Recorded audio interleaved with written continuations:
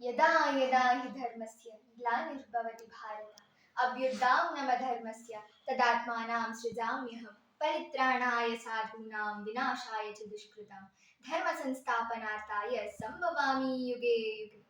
ಇಲ್ಲಿ ನೆರೆದಿರುವ ಎಲ್ಲರಿಗೂ ನನ್ನ ಆದರಣೀಯ ಪ್ರಣಾಮಗಳು.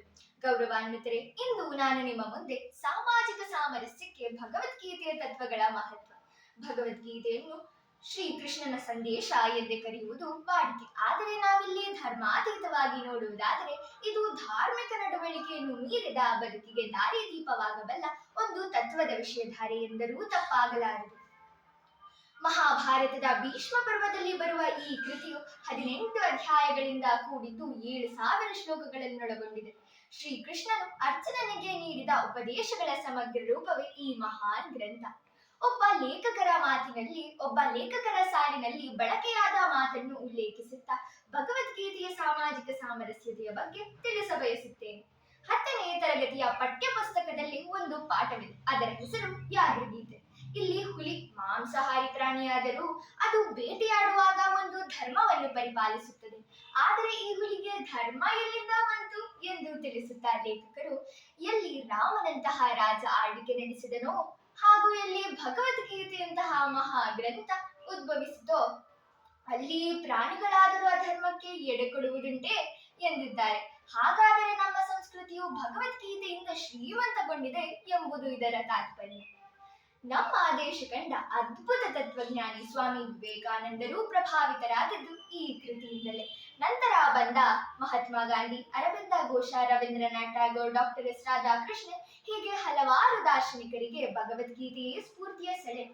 ಅವರೆಲ್ಲರ ವಿಷಯಧಾರೆಗಳಲ್ಲಿ ಭಗವದ್ಗೀತೆಯು ಛಾಪು ಮೂಡಿಸಿರುವುದನ್ನು ನಾವು ಮನಗಾಣಬಹುದು.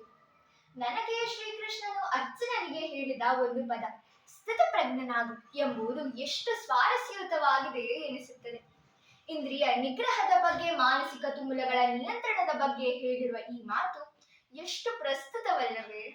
ಒಮ್ಮೆ ಅರ್ಜುನನು ಶ್ರೀಕೃಷ್ಣನನ್ನು ಕೇಳಿದನಂತೆ, ಅತಿಯಾದ ಸಂತೋಷ ಹಾಗೂ ಅತಿಯಾದ ದುಃಖ ಈ ಎರಡೂ ಸನ್ನಿವೇಶಕ್ಕೂ ಸೂಕ್ತವಾದ ಯಾವುದಾದರೂ ಮಾತಿದೆಯಾ ಎಂದು.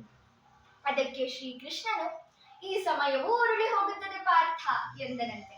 ಅತಿಯಾದ ಸಂತೋಷವಾದಾಗ ಹಿಗ್ಗದೆ ಹಾಗೂ ದುಃಖ ಬಂದಾಗ ಕುಗ್ಗದೆ ನಾವು ಸಮಚಿತ್ತನೆಯನ್ನು ಕಾಪಾಡಿಕೊಳ್ಳುವುದೇ ಜೀವನದ ಶಾಂತಿ ನೆಮ್ಮದಿಯ ರಹಸ್ಯ. ಇನ್ನು ಡಿವಿಜಿಯವರ ಮಂಕುತಿಮ್ಮನ ಕಗ್ಗ ಕನ್ನಡದ ಭಗವದ್ಗೀತೆ ಎಂದೇ ಪ್ರಸಿದ್ಧವಾಗಿದ್ದು ಪ್ರತಿ ಕಗ್ಗವು ಗೀತೆಯ ಸಾರವನ್ನೇ ಸ್ಫುರಿಸುತ್ತದೆ.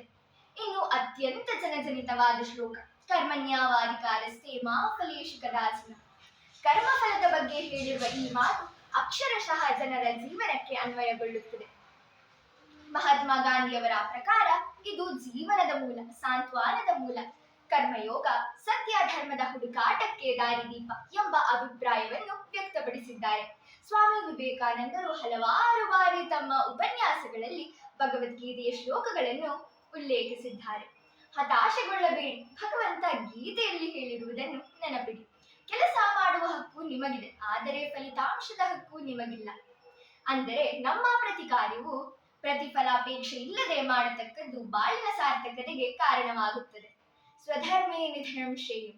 ಗೀತೆಯ ಈ ಸಾಲಿನ ಸ್ವಾರಸ್ಯ ನಮ್ಮ ಧರ್ಮ ಪಾಲನೆ ನಮ್ಮ ಸಾವಿನ ಬಳಿಕ ಸಾರ್ಥಕತೆಗೆ ಕಾರಣವಾಗುತ್ತದೆ. ಒಟ್ಟಾರೆಯಾಗಿ ಅತ್ಯಂತ ಸರಳವಾಗಿ ಹೇಳುವುದಾದರೆ ಪ್ರತಿಯೊಬ್ಬ ತನ್ನ ಜೀವನಕ್ಕಾಗಿ ಏನಾದರೂ ಕೆಲಸ ಮಾಡಲೇಬೇಕು. ಇದು ಕರ್ಮವಾದರೆ ಅದನ್ನು ಅವನು ಹೇಗೆ ಮಾಡುತ್ತಾನೆ ಎಂಬುದೇ ಧರ್ಮ.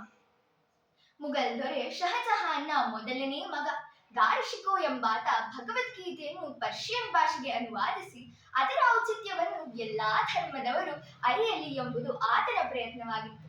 ಕೊನೆಯದಾಗಿ ಭಗವದ್ಗೀತೆಯ ಒಂದು ಸಾಲು ಎಲ್ಲರ ಜೀವನಕ್ಕೆ ಅತ್ಯಂತ ಸೂಕ್ತವಾಗಿ ಅನ್ವಯಗೊಳ್ಳುವ ಒಂದು ಮಾತು.